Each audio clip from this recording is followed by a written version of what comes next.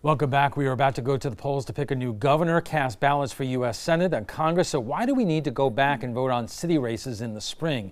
It costs taxpayers $100,000. Turns out it's awful. On the other hand, city races won't get lost on an already crowded ballot, which already includes state and county ballot questions, judges, all those judges. Joining us for more are Sarasota City Commissioner Hagan Brody and Kathy Antunes, the host of The Detail on 96.5 WSLR. Thank you both for joining us.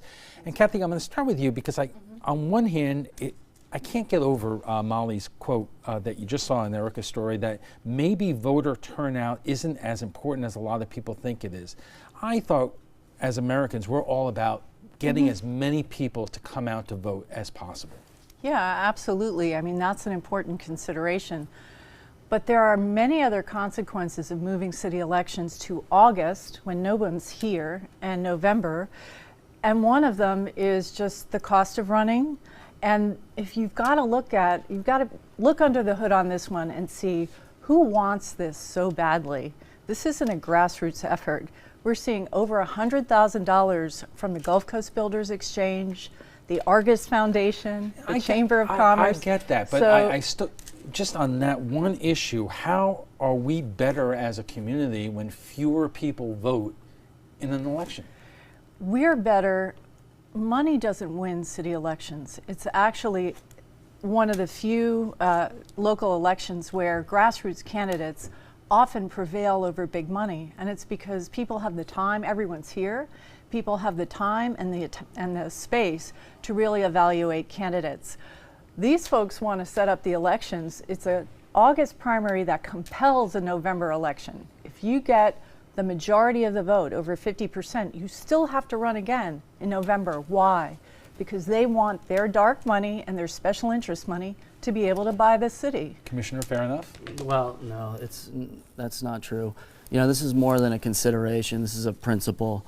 When I was running in 2017 and I talked to voters about this issue at their doorstep, two things came out about our special election. One, some people didn't even know we were having a special election for city commissioners. And two, they said, why are we having the special election off cycle when we can just do it in November where everybody votes? And here's the thing about November. So when you compare those two, let's use those two as an example. In May 2017, the election that I ran in and won the most votes, and it had the highest amount of participation ever, it was still only 23% participation, about 8,500 votes. When you compare that with a November election, you see participation at 70%. When you look at 2016, participation and turnout was at 70%.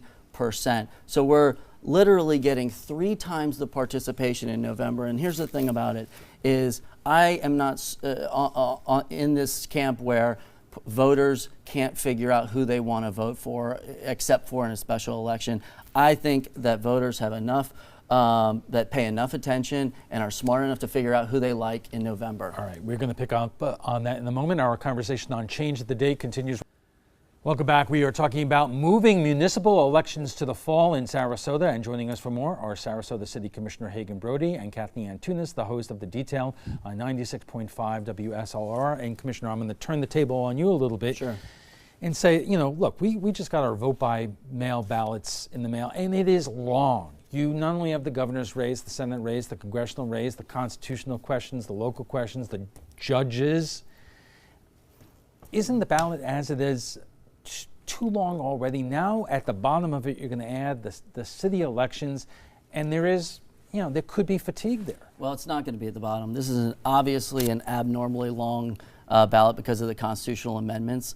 The city elections, once moved, will be right under the county commissioners, maybe 5 or 6 people down. And like I said, I give the voters more credit than that. I think that voters can work their way through a ballot, and actually navigate an election season and figure out who they want to vote for and who not to vote for. But the question you have to ask yourself is, does that kind of a concern outweigh the benefit of having 3 times the participation? Taking an election that gets 8,500 people to come out and moving it to November where there's 26,000 people participating from a lot of underrepresented demographics that don't show up off cycle in May. Kathy, I mean, is that a legitimate point of view? Because, you know, Sarasota is such a unique community. It is not only affluent, but it's very highly educated residents here who are the kinds of people who like to go through a ballot and make deliberate decisions about who they want running their city. Well, I'd say, how's it been working at the county to have November elections? The county, you basically have anointed candidates who get funding from the same people who are funding this. Gulf Coast Builders Exchange, Argus, the Chamber of Commerce, their benefactors. We have to realize this is not a grassroots effort. These people have a much different agenda, and they want their money to be most effective. They haven't been effective in buying the city, because the March election we can really focus, just like the school board tax referendum. So it's been a critical factor because the big money candidates like Richard Dorfman and Martin Hyde haven't been able to prevail. But the other thing is, if they're concerned about voter turnout, where's the Gulf Coast Builders Exchange or the Argus Foundation in registering voters? Are they I mean, it is preposterous. And there's money, 15 grand, so you've got 100 grand from these business groups claiming they care about your voting rights, which is ridiculous. You've got 15 grand of that coming from the Realtor Advocacy Committee out of Orlando, Florida. What does that group care? Why do they care about moving city elections to November? The answer is it's a dark money agenda, and the city will also be losing its oversight and canvas board, which is huge. You're shaking your head. We only have 30 seconds here, but we could always continue this part. Well, this is an important point because, you know, she conveniently leaves out a lot of other organizations and people that support this initiative, from the NAACP, the ACLU, neighborhood people, and we'll go into it after the break. But I want to talk about, dig a little deeper into those statistics and the turnout. Okay, we are just getting warmed up. Our conversation on Change the Day will continue after a quick break, so stay with us. Welcome back. We are talking about moving municipal elections in Sarasota to the fall, and joining us for more are Sarasota City Commissioner Hagan Brody and Kathy Antunes, the host of The Detail on 96.5 WSLR. And Kathy, I'm going to turn the page on you again. Okay. Because as we reported earlier, having the election in the spring costs over $100,000. And if you're just concerned about money and budgets, doesn't it make sense to have it in the fall just to save taxpayers that money? You know, Alan, I think if county elections were in March, right, when people could really focus and they really know, because I give talks and I ask people in the audience, how many of you can name your 5 county commissioners? Out of 100 people, maybe 1 or 2 raise their hands. My contention is it's this big money and the bottom of the ballot that makes these races off the radar. It is penny wise and pound foolish to think that we're going to save money at the expense of our awareness and our focus. It has not served us well in the county. So it's an investment in our democracy and a small price to pay to make sure that voters really have the opportunity to choose wisely. Hagan? Well, first of all, the makeup and the demographics don't change. All we're talking about is improving turnout. And now I mentioned that when you compare the last 2 elections from May 2017 and November, you had a 3 times more turnout, more amount of participation in November. But what you have to note and what your viewers have to understand, that the actual demographics of November are more representative of our community. When you look at the numbers and the demographics that come out in May from 2017, let's take age for example. Under 55 and under, of those 8,000 people, only 1,700 of them were under the age of 55. When you look up at the makeup of our community, over half of the registered voters are working people, are working class, are young families, are people under 55 years old. When you look at November, that participation shoots up to be 10,000 people voting in that election out of the 26,000 people that vote. Let me ask you this question, because if you went out there and canvassed and knocked on doors for the current race, right, whether it's the governor's race, the Senate race, or Congress, I bet you're going to find a whole lot of people who don't even know who Ron DeSantis is, or Mayor Gillum. So now we're adding just another bevy of names there, and is it not contributing to people understanding who they're voting for and why? Well, I think the makeup of the electorate is important, that it reflects the community. But I disagree. I think that we are still going to have the neighborhood panels. I think we are still going to do an electorate tour when running for city commission, because here's the thing that you need to understand is that this big money, dark money argument is complete nonsense, because we're taking a very, very small election. Some of our district commissioners are elected with less than 1,000 votes.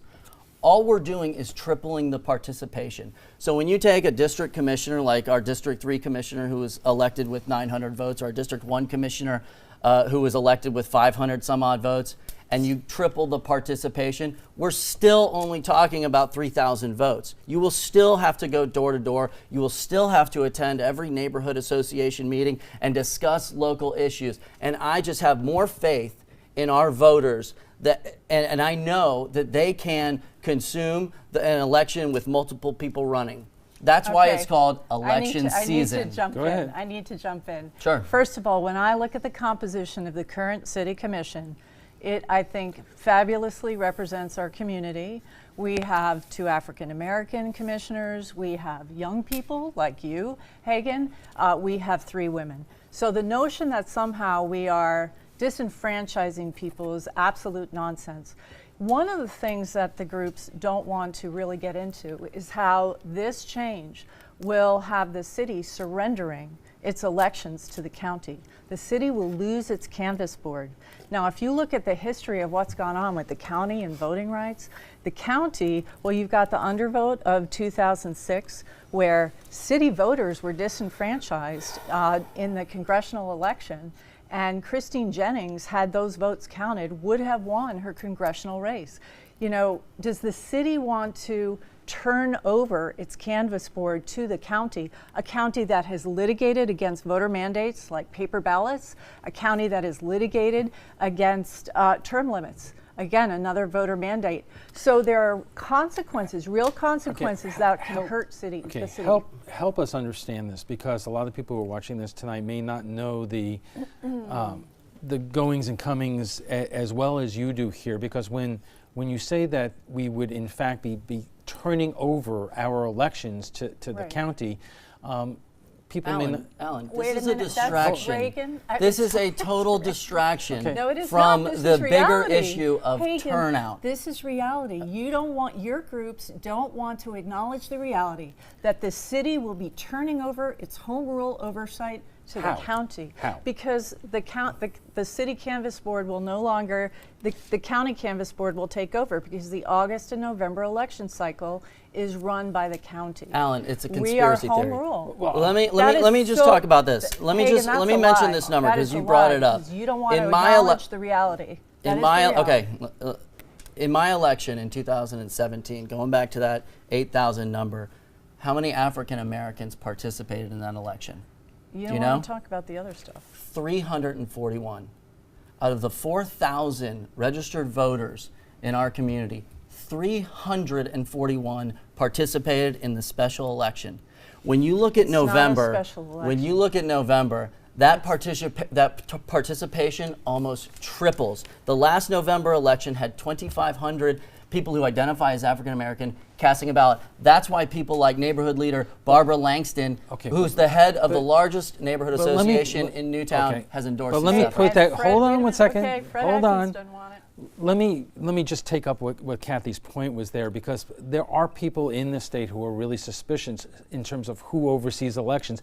We have the experience here in Florida, the 2000 election, which many people to this day think was basically rigged statewide, with the voting that was stopped in terms of the Gore versus Bush. So if Kathy is saying that she is suspicious of the county taking over Sarasota's election, isn't that a point that a lot of folks in the city would not like to see? Well, it's just a ridiculous notion. It is not, when you true. Put it on the scale and you balance what we can achieve by passing this amendment. Ron Turner is a great supervisor of elections. He oversees the elections, whether they're city elections or county elections, where we select our president, our county commissioners, our senators. The same county judges sit on those boards. I am not worried in the least that the canvassing board that oversees the November election will somehow factor into this. We are talking about increasing voter participation in underrepresented demographics, in working class people, in young people, and in different minorities in this community. Okay. The NAACP endorsement came before it was widely known who was funding this. Again, when you look at who's and we still have it.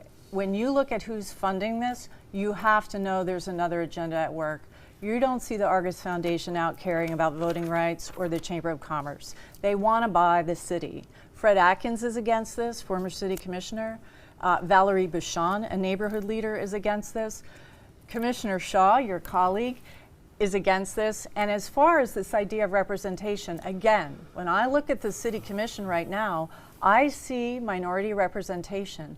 The state Democratic Hispanic Democratic Caucus is against this. The Democratic Party has come out against this. Progressive Sarasota is against this. Why? It disenfranchises the grassroots voter. I have to push back on that because the people that are being disenfranchised by this special election, the organizations that represent them, the Young Democrats of the Sarasota County, the Manasota Black Caucus, are in full support of this. But it is true that Did cities, they know about the money? cities and towns across Florida all do this differently. Up the road in Tampa, they also have springtime elections.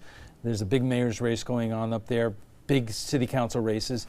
Isn't it the same situation where cities like to put their election in another area where voters can concentrate on? I think cities struggle with this throughout the state and throughout the country. There are communities that are battling this right now, trying to increase participation, trying to bring the election to an electorate that's more representative of the community. Gainesville right now is doing this exact same thing, and actually the Democratic Party is in full support of that move to increase participation in Gainesville. Maybe they haven't seen the dark money that works at work. We have to take a quick here. pause. We'll have to take a quick break, and we'll be back for final thoughts when we return. Stay with us.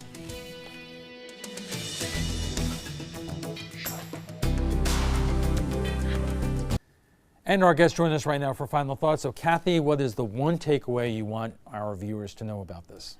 Look, when you look at who's funding this, who has put $100,000 into moving city elections from March and May to August and November, these are not organizations that care about your voting rights, okay? These are organizations that are focused on buying local government. The Argus Foundation, Christine Robinson, the executive director, had the audacity as a county commissioner to take a job with the Argus Foundation while she was a county commissioner. It was the most incestuous conflict of interest we've ever seen. The city's not for sale. We want our own canvas board, and we want control of our elections. And you know what? The price of democracy is well worth it to ensure we have good elections. We should be moving county elections to March and eliminating the big money there instead of doing the opposite. Okay, Hagan? Well, thank you for having us on. This issue is not only a Sarasota issue, it's a Florida issue, it's a national issue, it's a bipartisan issue, and it's an American issue.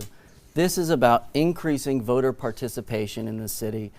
We can increase it threefold simply by moving the elections to November. We can save taxpayers $100,000 that we could desperately use in other places.